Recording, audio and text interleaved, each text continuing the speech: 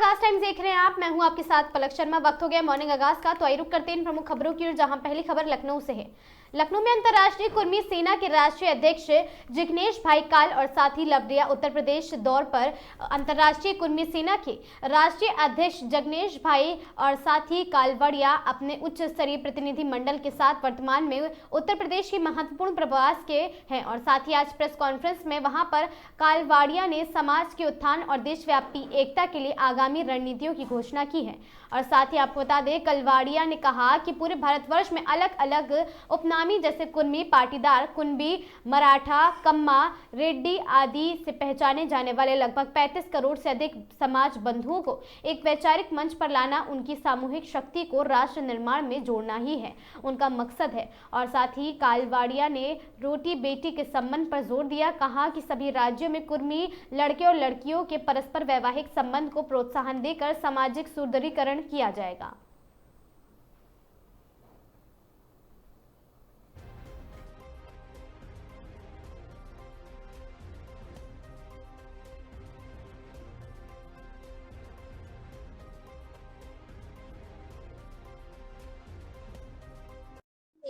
छत्रपति साहू महाराज शक्ति मंच से आप यहाँ उपस्थित हुए हैं। युवाओं को रोजगार स्वजातीय अंतर्राष्ट्रीय व्यवहार राष्ट्रीय अभियान के तहत, तो ये क्या मांगे हैं, क्या एजेंडे हैं और किस तहत आप यहाँ पे अपनी मांगे लेकर आए? उत्तर प्रदेश की पावन धरा पर आप सब पत्रकार मित्रों का स्वागत है। हम गुजरात से आए हैं। अंतर्राष्ट्रीय कुर्मी सेना वो पूरे देश के कुर्मी पटेल को सामाजिक अभियान के तहत एकजुट करने का प्रयास कर रही है। उस प्रयास के तहत हम लखनऊ आए हैं। हमारा उद्देश्य है कि देश की जो सबसे बड़ी किसान जाति है कुर्मी पटेल समुदाय, जो देश के भिन्न भिन्न 20 से ज्यादा राज्यों में, जिसकी 35 करोड़ से ज्यादा आबादी है, वो अगर सामाजिक रूप से एक हुई और पूरे देश में रोटी बेटी के व्यवहार के माध्यम से पारिवारिक रिश्ते और ज्यादा मजबूत बनेंगे, तो हर एक क्षेत्र में उसका लाभ पूरी आबादी को मिलेगा। और उसी अभियान के लेकर हम भिन्न भिन्न राज्यों का प्रवास कर रहे हैं और उसी विषय को लेकर आज हम लखनऊ में उपस्थित है। सर, एक नए तरह का विषय है स्वजातीय और अंतर्राज्यीय, इसका क्या मतलब हुआ? अंतरराज्य अभी तक जो पिछड़ी जातियां है उसमें उसका जो दायरा होता है वो कोई स्टेट तक या कोई रीजन तक सीमित होता है और वो उसका जो विवाह संबंध होता है वो रीजन तक ही सीमित रहता है। अभी जो देश जिस तरह से प्रगति पथ पर आगे बढ़ रहा है उसमें ये आवश्यक है कि अब धीरे धीरे इस चीज का भी विस्तार हो और जो समुदाय पूरे देश में फैला हुआ है, हर एक राज्य में है, तो अगर अंतरराज्य व्यवहार बढ़ेगा तो जो राज्यों के बीच की दूरियां है वो भी खत्म होगी और एक राज्य में जो ज्यादा प्रभावी स्थिति है उसका फायदा दूसरे राज्य के लोगों को मिलेगा। एग्जाम्पल फॉर गुजरात है, वो देश का ग्रोथ इंजिन है, बहुत सारी इंडस्ट्रिया है, काफी सारे उद्योग व्यापार वहाँ दिन प्रतिदिन बढ़ रहे हैं। तो रोजगारी जो देश की सबसे बड़ी समस्या है उसका हल वहां से निकल सकता है। यहाँ से हमारे भाइयों को हम एक प्लेटफॉर्म देना चाहते हैं कि वो गुजरात में आए और हमारी जो इंडस्ट्री है उसमें हम उसको कहीं ना कहीं उसकी काबिलियत के अनुसार स्थापित करने का, सेट करने का प्रयास करेंगे। तो ये सब आदान प्रदान का विषय है। देश के हर एक राज्य में जो विशेष परिस्थिति है उसका लाभ अन्य राज्य के लोगों को मिले, इसी दिशा में हम।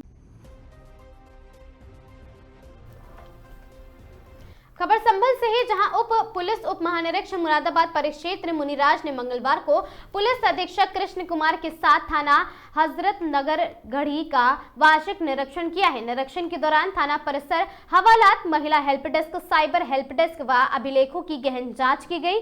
डीआईजी ने ऑपरेशन त्रिनेत्र के तहत स्थापित सीसीटीवी कंट्रोल रूम का निरीक्षण कर आवश्यक दिशा निर्देश दिए। साथ ही मिशन शक्ति के अंतर्गत महिला संबंधित शिकायतों पर प्राथमिकता से त्वरित व निष्पक्ष कार्रवाई सुनिश्चित करने के निर्देश भी दिए। उन्होंने अपराध रजिस्टर, बीट बुक व अन्य अभिलेखों को वहां पर अद्यावधिक रखने, मालखाने में रखे शस्त्रों व दंगा नियंत्रण उपकरणों के रखरखाव पर विशेष ध्यान देने को कहा है। इसके अलावा टॉप 10 अपराधियों, वांछित व वारंटियों के खिलाफ प्रभावी कार्रवाई तेज करने के निर्देश दिए हैं। डीआईजी ने ग्राम प्रहरियों से संवाद कर उन्हें सतर्क रहने और हर गतिविधि की सूचना तुरंत पुलिस को देने को भी कहा है। निरीक्षण के दौरान अपर पुलिस अधीक्षक कुलदीप सिंह, क्षेत्राधिकारी आलोक कुमार व अन्य अधिकारी वहां पर मौजूद थे।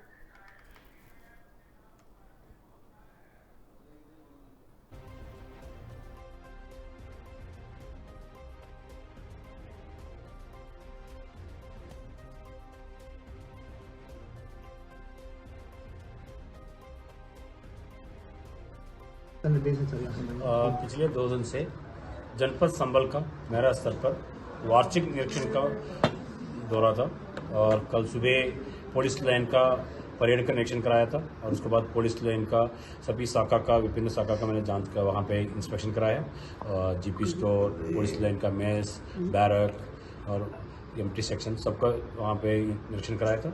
वहाँ पे जो रजिस्टर्स है रख रखेले बहुत अच्छा रहा और परेड है बहुत अच्छा परेड कराया। अभी आरटीसी प्लस जनपद पुलिस दोनों मिलके परेड का प्रदर्शन दिया है, बहुत अच्छा रहा, एकदम एक्सीलेंट परेड शो रहा कल।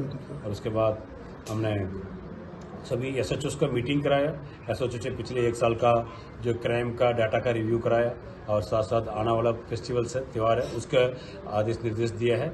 और जो क्राइम है पिछले साल का तो बहुत अच्छे रहा, यहाँ पे वैसे कोई बढ़ोतरी ज़्यादा नहीं हुआ है, सभी नॉर्मल रहा है और मैक्सिमम क्राइम सभी वर्कआउट करा दिए इन लोगों ने। और बाकी इन्वेस्टिगेशन का भी, पेंडेंसी की भी इन्होंने बहुत कम करके रखा, ऑलमोस्ट 80% आसपास इन्वेस्टिगेशन पूरी इन्होंने डिस्पोजल करा के रखा।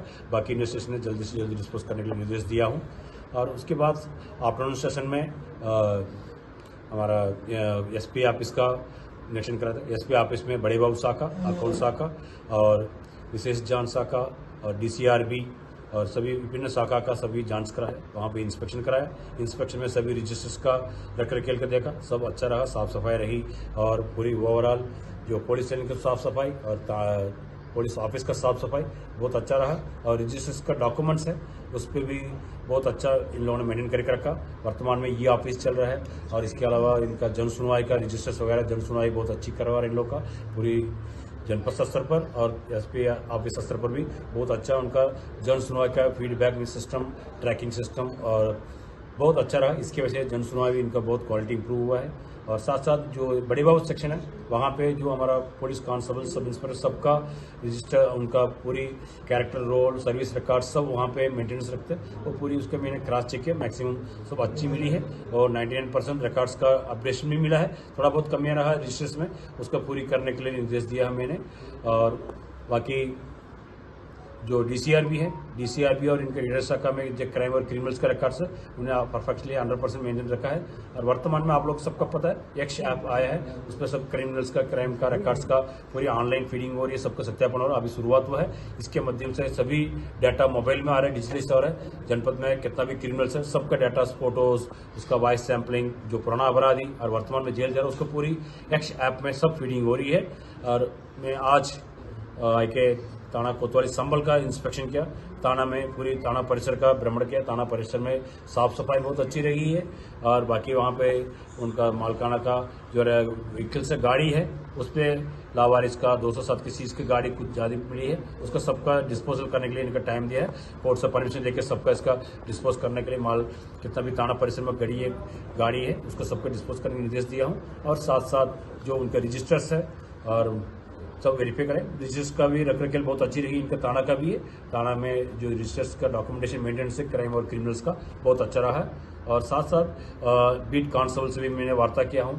बीट कांस्टेबल रेगुलरली जा रहा, महिला बीट कांस्टेबल देखा, उन लोग जो महिला बीट है, मिशन शक्ति केंद्र है और साइबर हेल्प डेस्क है, ये भी बहुत अच्छा काम कर रहा है। यहाँ पे सब बढ़िया लोग काम कर रहा है। और मिशन शक्ति में जो महिला कांस्टेबल से जागरूकता कार्यक्रम बहुत अच्छी तरीके कर रही है, उनका बीट बुक वगैरह चेक है, वो भी अपडेट मिला है। और जो एक्स है थाना पर जो बीट कांस्टेबल है, वर्तमान में उनके टास्क मिली है थाना पर कितना भी क्रिमिनल्स है उसको सबका सत्यापन करना है, फोटो खींचना है, उसके घर पे जाके घर का फोटो खींचना है, वर्तमान क्या कर रहा है वो पूरी डाटा हम लोग बहुत अच्छी तरीके मेंटेन करवा रहे हैं और पूरे जियो टैगिंग करते हुए उनके क्षेत्र में कितना भी इंपॉर्टेंट प्लेस है उसको सब डिजिटलाइज कराया है। ये पूरी एक्शन ऐप का जो शासन का आदेश है उसका 100% लोग अच्छी तरीके करवा रहे हैं। ओवरऑल पूरी इंस्पेक्शन में जनपद संभल का पुलिस का प्रदर्शन बहुत अच्छा रहा है और डॉक्यूमेंट्स वगैरह सब अच्छा मेंटेन करवा रहे हैं। एसपी और उनका टीम बहुत अच्छा काम किया। सर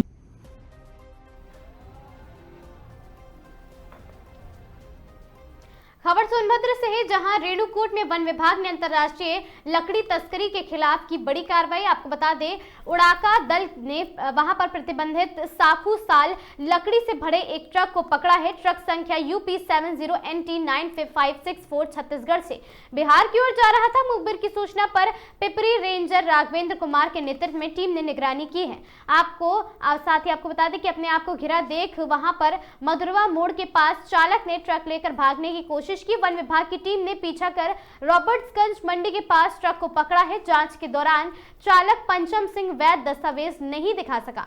प्रारंभिक जांच में एक फॉर्च्यूनर वाहन द्वारा ट्रक की रेकी करने की बात आ रही सामने। वन विभाग ने लकड़ी से भरे ट्रक को कब्जे में लेकर सोनभद्र वन प्रभाग को सुपुर्द कर दिया है। रेणुकूट वन विभाग ने अवैध लकड़ी तस्करी के खिलाफ आगे भी सख्त कार्रवाई की चेतावनी दे दी है।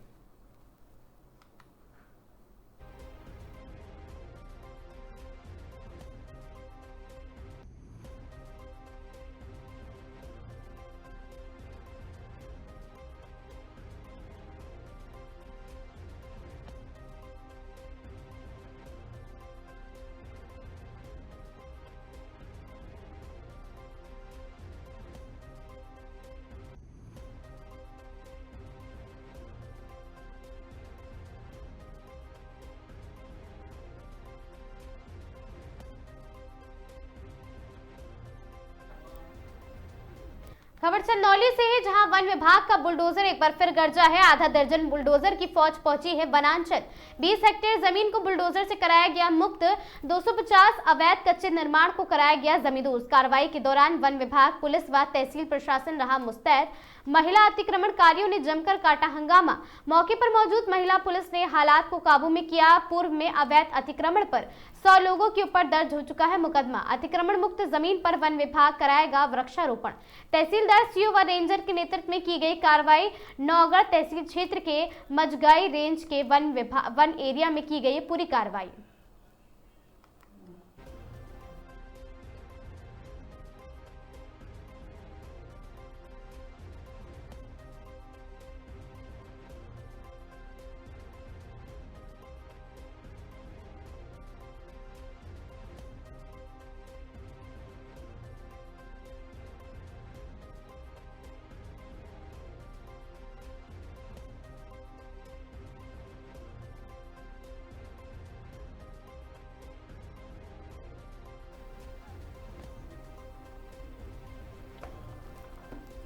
खबर बदायूं से है, जहां अज्ञात वाहन की टक्कर से पूर्व प्रधान के बेटे की मौत। कोल्ड स्टोर से अपने घर लौट रहा था युवक।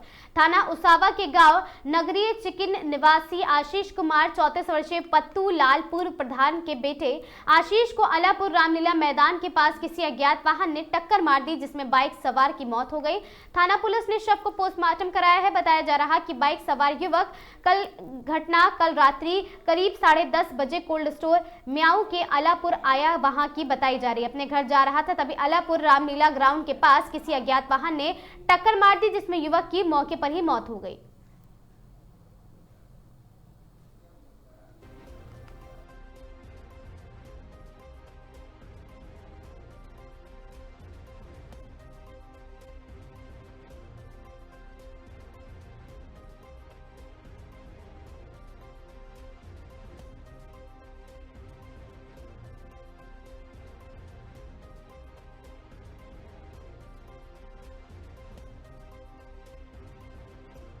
हमारा नाम पत्तूलाल पूर्व प्रधान। कहाँ के रहने वाले हो? नगरिया चिकन। ये क्या हुआ बेटे के साथ? क्या घटना बेटे के साथ वो सौदा लेने आया था, अलापुर से वापस घर जा रहा था तो किसी वाहन ने टक्कर मार दी। किस जगह की बात होगी? ये अलापुर है रामलीला ग्राउंड के सामने। क्या बजे की बात होगी? ये करीब है 11 बजे की, 10:30 11 बजे की लगभग की। अच्छा, मौके पे मौके पे एक्सपायर हो गई। ये क्या तो करते थे ये? हाँ? क्या करते थे ये कुछ नहीं, महेंद्र भाई साहब के कोल्ड स्टोर में अपनी मुंशीगिरी वो करते थे, सुपरवाइजरी। अच्छा।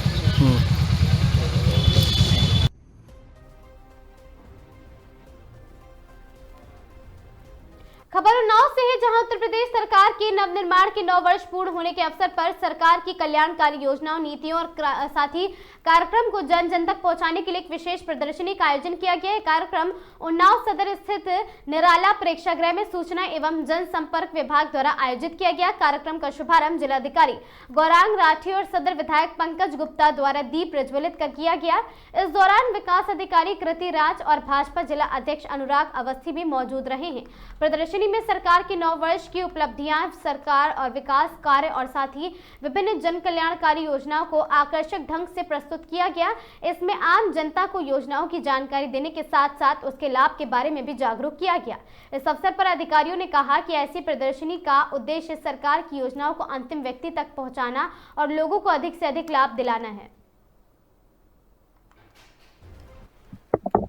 माननीय मुख्यमंत्री योगी आदित्यनाथ जी के सरकार के 9 वर्ष पूर्ण होने पर एक महत्वपूर्ण कार्यक्रम, जिसके माध्यम से आम जनमानस में हम सब ये बता सके कि इन 9 वर्षों में हमारे प्रदेश की सरकार और केंद्र में मोदी जी की सरकार के माध्यम से प्रदेश में, अपने जनपद में बृहद स्तर पर जो विकास कार्य हुए वो जन जन तक भी पहुंचे, लोग जागरूक भी हों और तमाम योजनाएं जो आज केंद्र सरकार और प्रदेश सरकार की चल रही उनका जनता लाभ ले सके।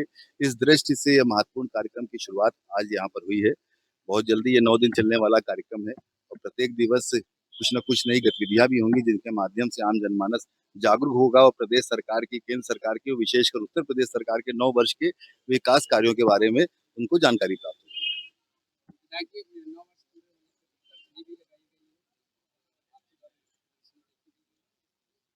आप निश्चित मानकर चलिए कि शायद आज़ादी के बाद से ये पहली उत्तर प्रदेश की योगी जी की सरकार होगी जिसके 9 वर्ष पूर्ण होने पर हम जनता के प्रति जवाबदेही के साथ खड़े होकर कि आपने कर हम अपना मत देकर, समर्थन देकर हमको सत्ता में पहुंचाया है, तो वास्तव में हमने विकास कार्य किए हैं और आम जनमानस के लिए जन कल्याणकारी योजनाएं लागू की हैं, जिससे आम जनमानस को लाभ मिल रहा है। इस दृष्टि से, जवाबदेही की दृष्टि से भी हमारी सरकार ने ये प्रदर्शनी का आयोजन और इसके साथ साथ ये भव्य कार्यक्रम, जिसके माध्यम से आम जनमानस को हम सूचित भी कर रहे हैं, जागरूक भी कर रहे हैं कि हमने 9 वर्षों में क्या क्या किया। आज माननीय मुख्यमंत्री जी के निर्देश के क्रम में उनकी सरकार के 9 वर्ष पूरे होने के क्रम में पूरे प्रदेश में धूमधाम से ये कार्यक्रम मनाया जा रहा है, जिसमें न केवल इसका एक समारोह के रूप में मनाया जा रहा है, बल्कि साथ साथ जनता को और नागरिक गणों को सरकार के साथ जोड़ने का, शासन के साथ जोड़ने का और प्रशासन की कटिबद्धता हर प्रकार से एक सुचारू और सुकुशल शासन चलाने की जो मंशा है, उसको किस प्रकार से हम चरितार्थ कर रहे हैं वो दिखाने का एक ये मौका है। 9 दिवसीय कार्यक्रम रहेगा, इसमें माननीय मंत्री जी भी 23 तारीख को आके विभिन्न कार्यक्रमों का अवलोकन करेंगे, आपसे वार्ता करेंगे और आपके माध्यम से साझा करेंगे सभी नागरिकों से कि 9 में किस प्रकार के कार्य हुए हैं और आप सुझाव भी प्राप्त करेंगे कि और क्या कार्य बेहतर किए जा सकते हैं।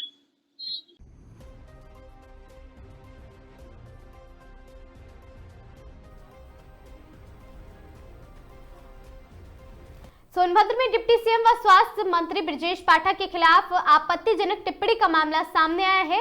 अर्बन पीएचसी में तैनात फार्मासिस्ट मनोज राठौर पर सोशल मीडिया पर अभद्र टिप्पणी करने का आरोप है कि मनोज राठौर ने डिप्टी सीएम के खिलाफ गाली गलौज भरे शब्दों का भाषा का इस्तेमाल किया है। घटना की जानकारी मिलते ही सोनभद्र सीएमओ ने इसे गंभीरता से लिया और साथ ही सीएमओ ने पूरे मामले की जाँच का आदेश एएससीएमओ को डॉक्टर प्रेमनाथ को सौंपी है। साथ ही सीएमओ ने कहा कि ये मामला गंभीर नहीं बल्कि अति गंभीर श्रेणी का है। सरकारी सेवा में इस तरह की टिप्पणी सेवा आचरण नियमों का उल्लंघन है।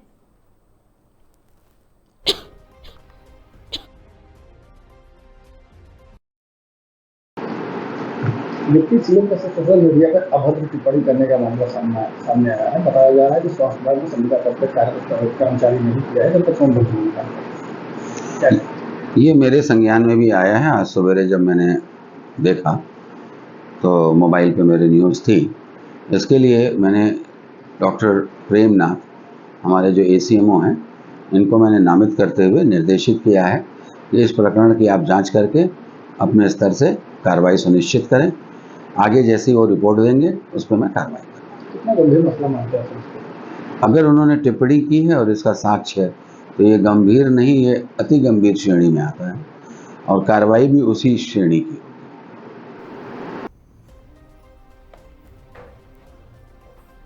बदायूं की उझानी कोतवाली क्षेत्र में 14 वर्षीय किशोरी से हैवानियत और साथ ही बहला फुसलाकर ले गया हिस्ट्री शीटर। नशीली चाय पिलाकर दुष्कर्म, थाने में शिकायत के बावजूद एफआईआर नहीं, मेडिकल भी नहीं हुआ। बदायूं की उझानी थाना क्षेत्र में एक दिल दहला देने वाली वारदात घटना सामने आई है।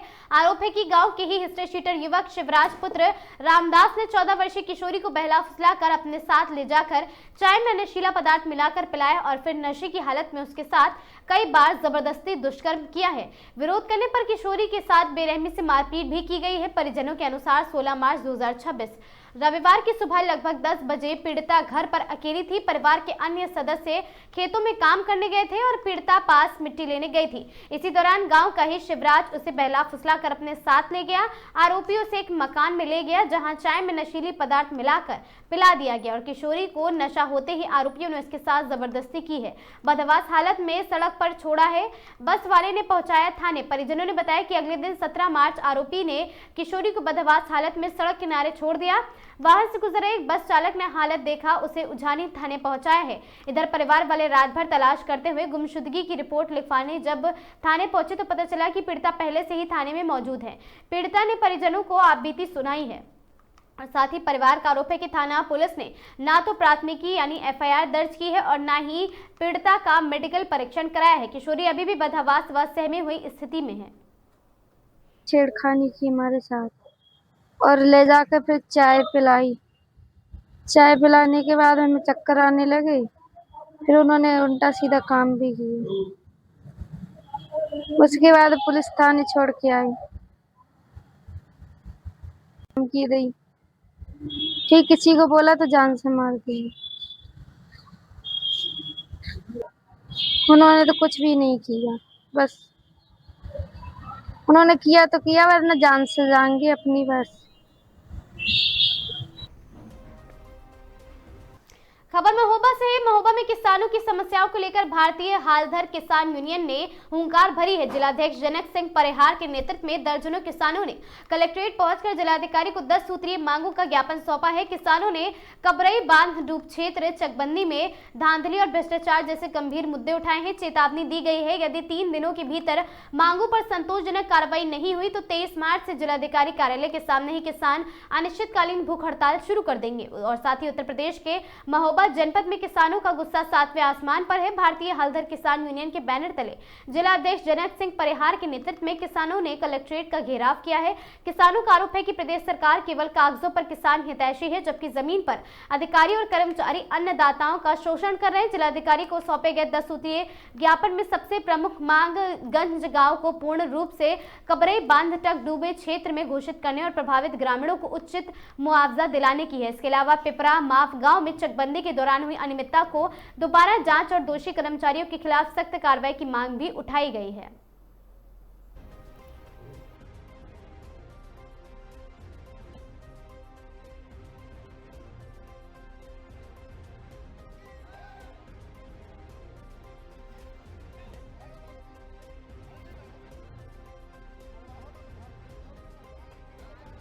को लेकर आज आप लोग यहाँ धरना दे रहे हैं कलेक्ट्रेट में। बंधु, आज हमारी 10 मांगे हैं और हम ज्ञापन देने नहीं आए, हम सिर्फ इन्हें सूचना देने आए हैं। इनके कानों में जू रेंग जाए कि हम आपको 23 तारीख को इसी प्रांगण में आपके चैम्बर के सामने मिलेंगे और जरूरत पड़ी तो जहाँ गाड़ी खड़ी होती है ना वहीं बैठेंगे।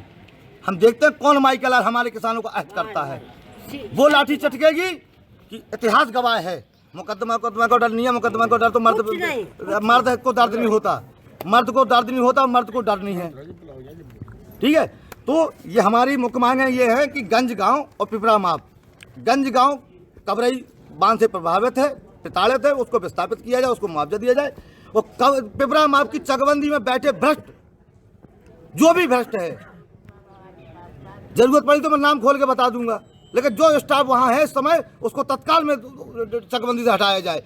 पुनः सर्वे हमारे पिपरा माप का किया जाए क्योंकि जो शोषण इन्होंने किया है उसका हिसाब दें। ऐसे जैसे बंसल कंपनी चल रही है महोबा जनपद के अंदर, हम विकास का स्वागत करते हैं, दिल खोल कर स्वागत करते हैं, फूल बरसात के स्वागत करते हैं। लेकिन जो बंसल कंपनी अत्याचार कर रही है, किसी भी किसान का कहीं भी मुना खोद देती है, पूरे रोड पे लेकर कबरई से लेकर के कैमाह से लेकर के कबरई तक बराबर जो धूल है वो धूल के गुब्बारे उड़ रहे हैं। अब गुब्बारे उड़ रहे हैं तो आए दिन एक्सीडेंट हो रहे हैं। भैया एक्सीडेंट, अंदर आओ, अंदर आओ। उस बंसल कंपनी के द्वारा विकास की जगह विनाश किया जा रहा है। किसानों की फसल पूरी चौपट हो रही, जो धूल उड़ रही है उससे फसल चौपट हो रही है और गंभीर बीमारी में हमारे किसान बंधु, हमारे आम जनता जनार्दन बीमार हो रहे, गंभीर बीमारी से। इन्हें कुछ नहीं दिखाई, सिर्फ कमीशन दिखाई देता है। आगे रणनीति क्या है? आगे रणनीति तो ये है कि ये अनुमान न लगा पाएंगे। जनक सिंह परियार वो खिलाड़ी है, अनुमान न लगा पाएंगे, हम वो खेल करेंगे। ये भी अपने आप में कलेक्टेड आना छोड़ देंगे अधिकारी। हम इतने बस गए गुजरे हैं।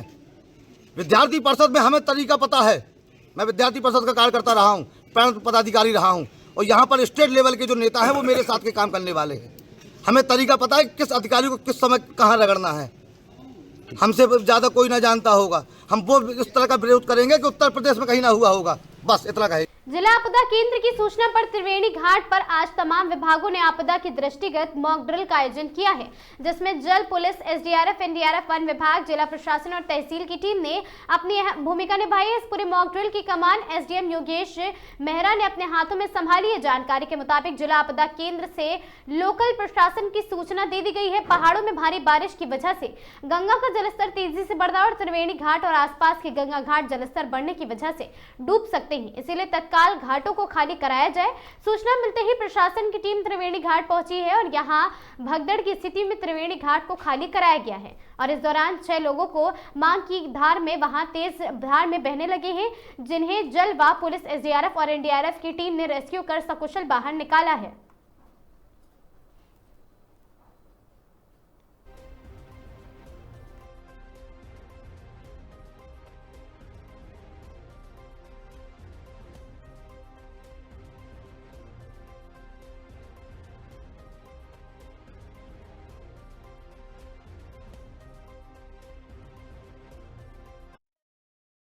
आज का जो मॉक ड्रिल था ये बेसिकली जिला आपदा प्रचालन केंद्र से हमें सूचना प्राप्त हुई थी कि गंगा नदी का जो ऊपरी क्षेत्र है ऋषिकेश से ऊपर, वहाँ जो है जल स्तर में वृद्धि होने के कारण और अत्यधिक वर्षा होने के कारण ऋषिकेश का जो एरिया है वहाँ पे भी जो पानी का स्तर है वो बढ़ रहा है। तो इसके रिगार्डिंग एक मॉक ड्रिल किया गया, जिसमें बतौर ऑपरेशन सेक्शन चीफ हमारे सीओ ऋषिकेश हमारे साथ थे। इसी तरह प्लानिंग सेक्शन में बीडीओ साहब हमारे साथ थे और लॉजिस्टिक सेक्शन में पीडब्ल्यूडी डिपार्टमेंट हमारे साथ, और जितने भी लाइन डिपार्टमेंट्स थे वो सब इस मॉक ड्रिल का हिस्सा बने। और ये एक रियल टाइम हमने इसको एनालिसिस किया कि हमारा जो स्टेजिंग एरिया है जो हमने पीडब्ल्यूडी गेस्ट हाउस में बनाया था और रिलीफ सेंटर जो कि हमने जूनियर हाई स्कूल में बनाया था, तो आईआरएस सिस्टम के तहत जिसका जो रोल एंड रिस्पॉन्सिबिलिटी है उसका रिस्पॉन्स टाइम कितना है ये चेक करने के लिए बेसिकली मॉक ड्रिल था। इस मॉक ड्रिल में जल पुलिस, एसडीआरएफ, एनडीआरएफ का विशेष योगदान रहा और हमने 3 रेस्क्यू इसमें किए, 2 जल पुलिस के माध्यम से, 2 एनडीआरएफ के माध्यम से और 2 एसडीआरएफ के माध्यम से। और रियल टाइम डाटा हमने कलेक्ट किया कि कौन सा विभाग या कौन सा इक्विपमेंट हमें मिलने में देरी हुई या वो टाइम पे पहुंचा। तो सभी लाइन डिपार्टमेंट की हेल्प से मॉक ड्रिल काफी फ्रूटफुल रहा और इस तरह का मॉक ड्रिल यहाँ लगातार किया जाएगा, क्योंकि जल स्तर में वृद्धि होने के दृष्टिगत जो घाट क्षेत्र होता है वो हमारा काफी संवेदनशील हो जाता है और खास तौर से चंद्रेश्वर नगर, मायाकुंड और त्रिवेणी घाट का जो क्षेत्र है यहाँ पे जल स्तर में कभी वृद्धि हो सकती है। तो इस तरह का जो मॉक ड्रिल है वो आपदा प्रबंधन के दृष्टिगत जो है हमें एक देता है मौका कि हम अपनी गलतियों को सुधारें और अपने आप को और ज्यादा परिष्कृत करें।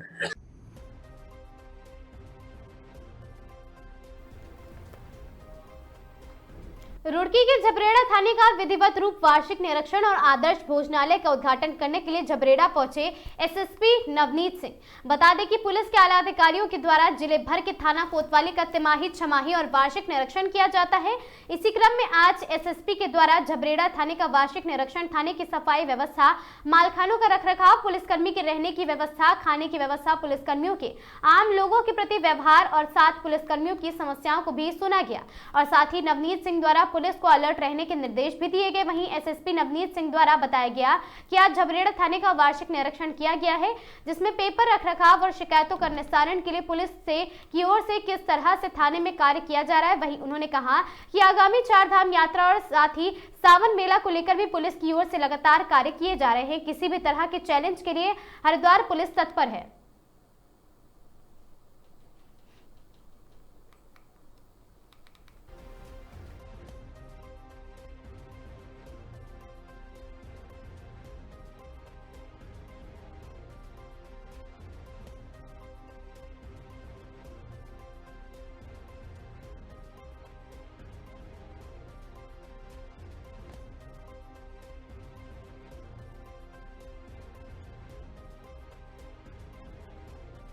वार्षिक निरीक्षण आज झबरेड़ा थाने का कोतवाली का आज किया गया और उसमें माल खाना और जो एनुअल रिकॉर्ड्स होते हैं 2025 का ये निरीक्षण था। और इस जो पेंडिंग क्राइम है और जो हमारे कोर्ट के जो हमारे NBW BW सम्मन्स आते हैं, सम्मन सर्विस, इसके बारे में और सारे कर्मचारियों अधिकारियों से डिटेल में बात की गई। तो थाने का मैनेजमेंट संतोषजनक है। साफ़ सफाई और थाने के जो पेपर्स रखरखाव देखा गया, रजिस्टर्स का चेक किया गया तो अपडेटेड हैं। और हाँ, माल के निस्तारण के लिए कुछ निर्देश दिए गए हैं कि जो पुराने माल हैं उनका जल्दी निस्तारण किया जाए, जो केस प्रॉपर्टीज़ हैं। और ओवरऑल जो है थाने का इंस्पेक्शन संतोषजनक रहा। और आने वाले समय में जो चैलेंजेस हैं उसके लिए एक सबसे बात करके पूरी टीम के साथ एक सम्मेलन करके उनकी बात सुनी गई, अपनी बात रखी गई। सर, आने वाले आगामी 2027 चुनाव को लेकर पुलिस की ओर से किस तरह तैयारी की, क्योंकि आगामी में देखा गया कुंभ भी शुरू होने वाला है, कहीं ना कहीं यात्रा भी शुरू होगा, उसको लेकर क्या तैयारी? देखिए, यात्रा सीज़न अभी शुरू होने वाला है, उसके लिए हम पूरी तरह गियर अप हैं। उसके बाद फिर कांवड़ का मेला आता है और श्रावण मास में पुलिस के लिए चैलेंजेस रहते हैं ट्रैफिक से रिलेटेड, उसमें भी हम लोग तैयारी कर रहे हैं। इसके अतिरिक्त जो कुंभ का मेला वर्ष 2027 में है या फिर विधानसभा चुनाव जैसा आपने पूछा, तो उसके लिए मुख्यालय स्तर पे भी लगातार हमें दिशा निर्देश मिल रहे हैं और उसमें हम तैयारी कर रहे हैं।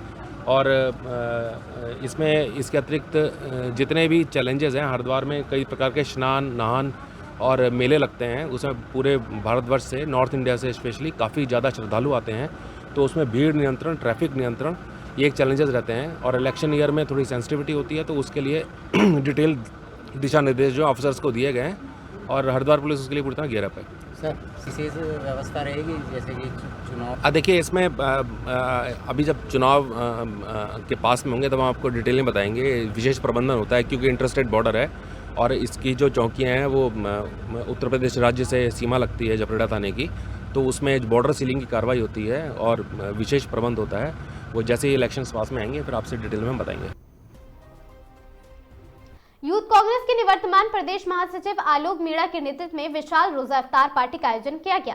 कार्यक्रम का आयोजन जिरात रोड स्थित नगर पालिका द्वारा संचालित सामुदायिक भवन परिसर में आयोजित किया गया। कार्यक्रम में राजस्थान विधानसभा के फतेहपुर शेखावटी विधायक हाकम अली खान ने शिकायत की और रोजा इफ्तार पार्टी से पूर्व दिलशाद कुरैशी के नेतृत्व में मुस्लिम समाज के युवाओं ने बुजुर्ग व्यक्तियों के विधायक हाकम अली का गर्मजोशी के साथ राजस्थानी परंपरा के अनुसार साफा व माला पहनाकर स्वागत किया।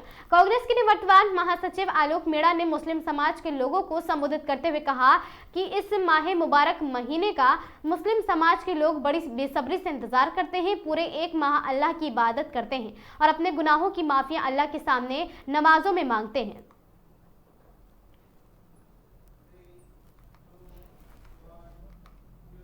पंडित राजकुमार शर्मा के सानिध्य में चैत्र नवरात्रि के पावन अवसर पर महाराष्ट्र के शनि सिंगणापुर नासिक क्षेत्र में विशेष धार्मिक अनुष्ठान का आयोजन प्रारंभ हो रहा है। टोक को अपनी कर्म भूमि मानने वाले पंडित शर्मा इस आयोजन के माध्यम से न केवल धार्मिक आस्था को सशक्त कर रहे हैं बल्कि ज्योतिष परंपरा के जरिए श्रद्धालुओं का मार्गदर्शन भी करेंगे। और साथ ही सदगुरु आश्रम की ओर से आयोजित इस 9 दिवसीय अनुष्ठान में देश विदेश से बड़ी संख्या में श्रद्धालुओं के पहुंचने की संभावना जताई जा रही है। आश्रम की व्यवस्थापक विष्णु साहू के अनुसार नवरात्रि के दौरान मां भगवती का दिव्य दरबार सजाया जाता है।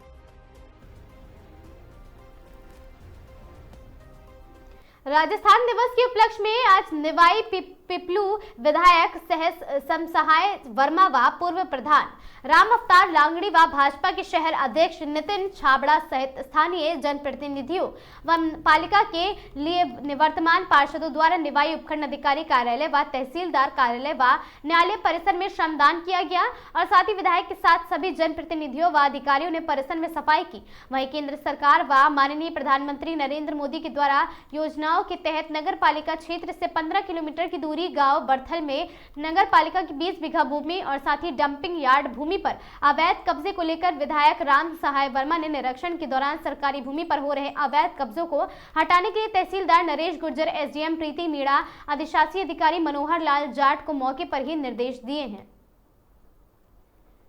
इसके अलावा ये स्वच्छ भारत अभियान के तहत FSTP जो राजस्थान है उसमें मोदी जी की योजना के तहत ये आज ये इस जगह बर्थल पे हम आए हैं। 20 बीघा ज़मीन है, कुछ लोगों ने यहाँ कब्जे कर रखे हैं, तो इनको सारा तहसीलदार जी और SDM साहब और EO साहब हम सब आए हैं ये ज़मीन आसपास की खाली करवा के, और नगर पालिका क्षेत्र प्लस 15 किलोमीटर जो आपका रेडियस में जितने भी पंचायतें आ रही हैं उनका ये जो निस्तारण का काम है वो यहाँ पे होता है।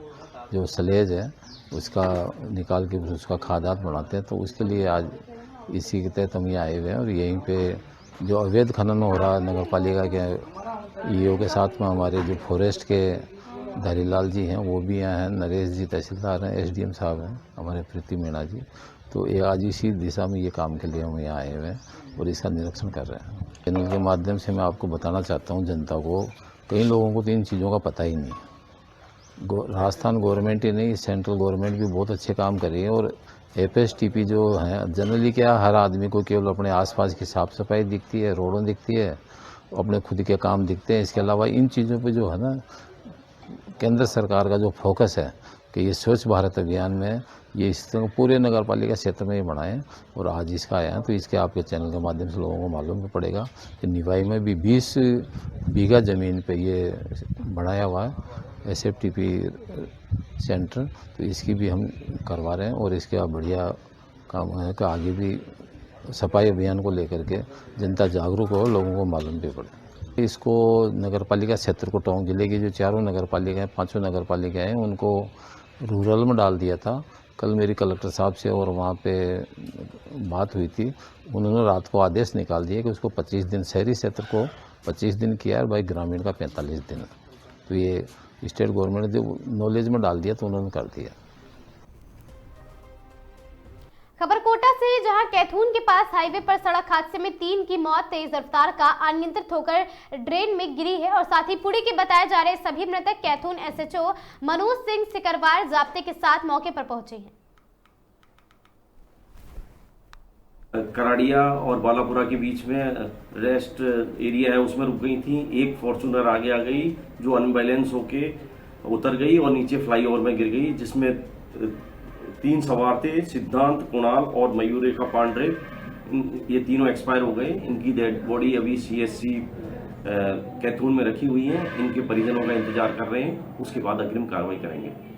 आज सुबह 10 से 10:30 बजे के बीच में 10 दोस्त थे पुणे के जो लेह से वापस आ रहे थे, जिनमें 2 गाड़ियां पीछे रेस्ट कराड़िया और बालापुरा के बीच में रेस्ट एरिया है उसमें रुक गई थी। एक फॉर्चूनर। कोटा जिले के कैथून थाना क्षेत्र में 8 लेन पर सड़क हादसे में पुणे निवासी 3 युवकों की मौत हो गई। बताया जा रहा कि तीनों कार सवार पुणे की तरफ जा रहे थे। रास्ते की नींद की झपकी लगने से कार अनियंत्रित हो गई। 8 लेन की पुलिया से 30 फीट नीचे सड़क पर जा गिरी। हादसे के बाद स्थानीय लोग मदद को दौड़े हैं। कार सवार 3 युवकों को कैथून CHC पहुंचाया गया। CHC प्रभारी डॉक्टर राजेश सामने ने बताया कि तीनों की मौत हो चुकी है। शव को मोर्चरी में शिफ्ट करवाया गया।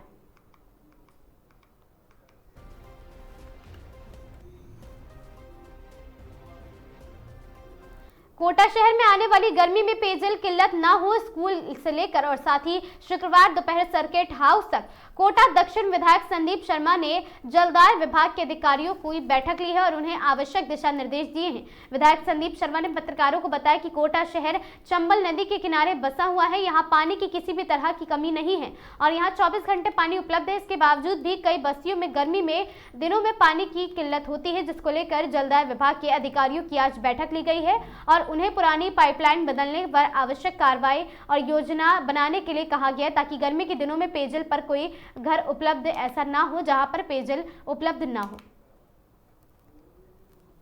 गर्मी बढ़ती है उसी हिसाब से पानी का कंजम्पशन भी बढ़ता है और पानी की दिक्कत आती है। मैंने आज पीएचईडी विभाग के सभी अधिकारियों को यहाँ बुलाया है।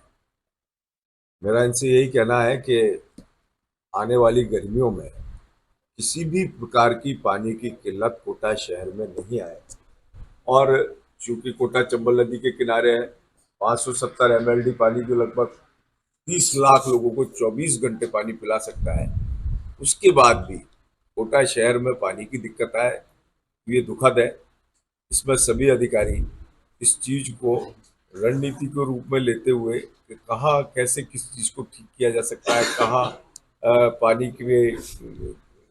में छीजत के कारण, पाइपलाइनों की छीजत के कारण पानी वेस्ट जा रहा है, उसका एक प्रॉपर नक्शा तैयार हो। कहीं पानी वेस्ट ना बहे। जो 1000 mm की बड़ी पाइपलाइन अकेलगढ़ से निकलती है उसमें पहले 40% पानी व्यर्थ में बह जाता था, उसमें काफ़ी हद में सुधार किया गया है, लेकिन अभी भी कुछ पानी लीकेज है। उस व्यवस्था को सुधारा जाए तो पानी लोगों के घरों तक पहुंच सके। हमारा प्रयास है कोटा शहर में निर्बाध रूप से 24 घंटे लोगों को पानी दे सके और उसके लिए हम प्रतिबद्धता से काम कर रहे हैं। अभी अमृत 2 में लगभग 400 करोड़ के कार्य प्रस्तावित है, लेकिन कॉन्ट्रैक्टर्स के नहीं आने के कारण वो लगातार विलंब होता रहा कोई ना कोई कारणों से। मैंने अभी चीफ इंजीनियर जो पीएचईडी के राजस्थान के हैं उनसे बात की है और उनको इस सारे विषय में देखने के लिए कहा है। हमारा प्रयास है चाहे कोटा नॉर्थ हो, कोटा साउथ हो, लाडपुरा हो, रामगंज मंडी हो, सभी और लोग पानी की निर्बाध सप्लाई प्राप्त कर सके और कोई व्यक्ति इस गर्मी के सीजन में, क्योंकि दो मुख्यतः, एक तो गर्मी में और उसके बाद बरसात में जब पानी की परेशानी का सामना करना पड़ता है, गर्मी में कंजम्पशन बढ़ जाता है और साथ ही साथ जब बरसात होती है तो टर्बिडिटी इतनी बढ़ जाती है कि सारे फिल्टर प्लांट जो है वो अवरोधित हो जाते हैं। इस वजह से पानी की परेशानी आती है। मैंने सभी अधिकारियों से कहा है कि फुल प्रेशर के साथ पूरे समय पानी और स्वच्छ पानी, कई बार जो गंदा पानी भी मिक्स होकर पाइपलाइनों में आने की शिकायतें मिली हैं, उसको भी चेक किया जाए। जहाँ से भी चूँकि पाइपलाइन कहीं से टूटी हुई होगी, उसके पास से सीवरेज की पाइपलाइन आ रही होगी या गंदे नालों का पानी उसमें से प्रेशर से खिंचकर लोगों के घरों में चला जाता है, तो उसको पहचान कर आइडेंटिफाई कर उस पाइपलाइन को बदला जाए और स्वच्छ पानी लोगों के घर पहुँचे, पूरे दबाव के साथ पानी पहुँचे, 24 घंटे पानी पहुँचे। इसी प्राथमिकता के साथ आज ये बैठक बुलाई है। मुझे अपेक्षा है कि सभी अधिकारी जो यहाँ है पूरी प्रतिबद्धता के साथ फील्ड में जाकर देखेंगे, निरीक्षण करेंगे और जो भी कोई पैसे की या इन्होंने प्रपोजल्स बना रखे हैं जो जयपुर भेज रखे हैं या जो कलेक्टर साहब की पावर में अथवा विधायक कोष से देना होगा तो विधायक कोष से देंगे, केडी से कराना होगा, नगर निगम से कराना होगा, वो सारी राशि उपलब्ध कराकर इस काम को जोरों शोरों से। मॉर्निंग आगाज की इन खबरों में आज के लिए बस इतना ही। ऐसी खबरों से लगातार जुड़े रहने के लिए बने रहें हमारे साथ और देखते रहें आगाज टाइम्स।